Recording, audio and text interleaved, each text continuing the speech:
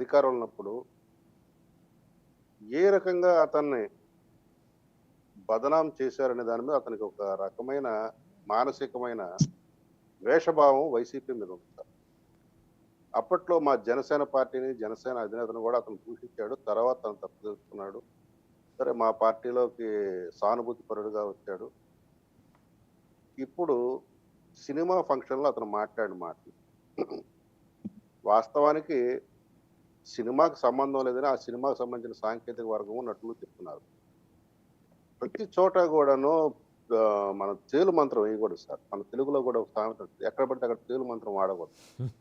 అట్లాగే రాజకీయాలతో సంబంధం ఉన్న వ్యక్తులు, అయితే రాజకీయాలను ఎక్కువగా ప్రస్తావించే వ్యక్తులు ఎక్కడ పడితే అక్కడికి వెళ్ళి ప్రైవేట్ సంభాషణలో మాట్లాడొచ్చు కానీ బహిరంగంగా మీడియాలో ఛానల్స్లో వచ్చే ఆ యొక్క సందర్భాల్లో మటుకి నోరు కట్టేసుకోవాలి. కట్టేసుకోకపోతే పరిణామాలు ఇట్లానే ఉంటాయి. సరే పృథ్వీ గారు ఎందుకంటే ఆ సినిమా దాని మీద ఆ ప్రభావం సినిమా మీద పడుతుంది కాబట్టి వారు వచ్చి దాని మీద తిరస్కరణగా చెప్పారు. పృథ్వీ మీద ఒక రకంగా వ్యతిరేకత చెప్పినట్లే దాని ద్వారా ఇది పృథ్వీకి సినిమాల పరంగా ఫర్దర్ ఛాన్సెస్ లేకపోతే ఇటువంటి ఫంక్షన్ జరిగినప్పుడు మాట్లాడే అవకాశాలు లేకుండా చేస్తాయి. కాబట్టి ఎవరైనా సరే కొన్ని కొన్ని అంశాలు రాజకీయంగా మాట్లాడాలనుకుంటే పత్రికా సమావేశం పెట్టు. గతంలో ఎన్నికల ముందు పెట్టావు కదా, అవును. నువ్వు వైసీపీని తిట్టావు, జగన్ రెడ్డిని తిట్టావు, అట్లానే పత్రికా సమావేశం పెట్టు. అయితే ఎవరో సినిమా తీస్తే ఆ సినిమా ఫంక్షన్లో ఇతను ఆ భావజాలాన్ని ప్రకటించడం తప్పు. వాస్తవానికి అయితే తప్పది. సరే ఏదేదైనా సవరించుకున్నారు. అయితే ఇంకొకటి కూడా చెప్పదలుచుకున్నాను వైసీపీ వాళ్ళకి. మా సోదరుడు చిన్నపరెడ్డి చాలా ఆవేశపడిపోతున్నాడు. ఇప్పుడు అంబటి రాంబాబు కూడా ఇదే రకంగా అరెస్ట్ చేయమని కోరుకుంటున్నట్టున్నాడు. సరే నీ కోరిక కూడా తిరుగుతుంది చిన్నపరెడ్డి. ఇక విషయం ఏంటంటే మీ సోషల్ మీడియా మేము మొదట్లో చెప్పాం, మేము మొదటి నుంచి మేము హెచ్చరిస్తున్నాం. మా కూటమి ప్రభుత్వం వచ్చిన తర్వాత మీరు మారటానికి అవకాశం ఇస్తాం, మారితే మారండి, సమాజంలో మంచి వ్యక్తులకు బతకండి. మేము మారము, మేము ఇట్లానే ఉంటామంటే చట్టం అంటే రుచి చూపిస్తామని చెప్పాము. వల్లభనేని వంశీది అది. నువ్వు నీ వెధవాయత్వంతో, వెధవ తెలివితేటలతో అసలు ఈ రోజు విచారణకు ఉందా ఆ కేసు? విచారణకు లేని కేసును నువ్వు ఎందుకు తీసుకొచ్చి ఆ యొక్క సాక్షిని, ప్రధానమైన ఫిర్యాదుదారుని కోర్టులో ఎందుకు ప్రవేశపెట్టించావు? ఆ రకమైన అఫిడవిట్ ఎందుకు ఇచ్చావు?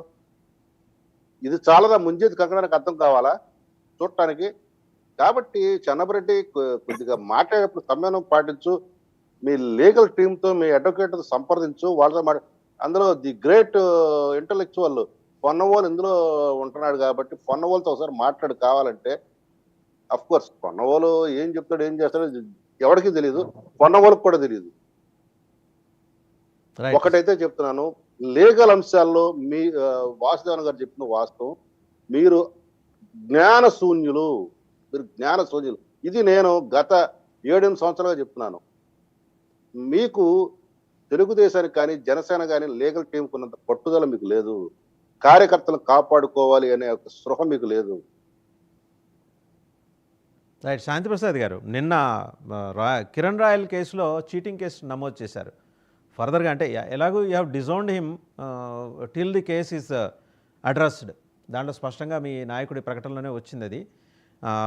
చీటింగ్ కేసు నమోదు చేసిన తర్వాత అంటే మీరు జస్ట్ డిజోన్ చేసుకున్నారు అప్పటిదాకానే. అంటే అంతకు మించిన క్రమశిక్షణా చర్యలకు ఎందుకు వెళ్ళటం లేదని మీ పార్టీని కూడా ప్రశ్నిస్తున్నారండి. ఒకటి సార్, ఒక వ్యక్తి మీద ఆరోపణలు వస్తాయి. ఆరోపణలు వచ్చినప్పుడు అవి సక్రమమా లేదా నిరాధారమా అనేది కూడా తెలుసుకోవాల్సిన అవసరం. ఈలోపు అతనికి పార్టీని దూరంగా పెట్టడం జరిగింది. ఎందుకంటే అతను నిజంగా ఆ రకమైన చర్యలు తీసుకుంటే ఆ యొక్క మహిళ పైన ఖచ్చితంగా శిక్షార్హుడే. పార్టీ పరంగా కూడా అతను బహిష్కరించాల్సిన అవసరం. కానీ ఇంకా ఆ అంశం అనేది నిర్ధారణ కాల. ఇక్కడ ఏంటంటే ఎవరైతే చెప్పబడుతున్నారో ఆ అమ్మాయి కూడా వివాదాస్పదరాలు, ఇటువంటి మోసాలు చేయడంలో దిట్ట అనేది మనకు కనపడుతుంది. ఆమె ఇతని అంశంలో మొట్టమొదటిసారిగా కాదు, అతనికి అన్నా ముందు చాలా మంది బాధితులు ఉన్నారని తెలుస్తుంది.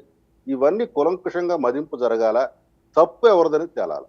రైట్. తేలిన తర్వాత తదనుగుణమైన చర్యలు మట్టుకుంటాయి. రైట్. విజయ్ కిరణ్ గారు, మీరు ఏదో చెప్పాలనుకుంటున్నారు.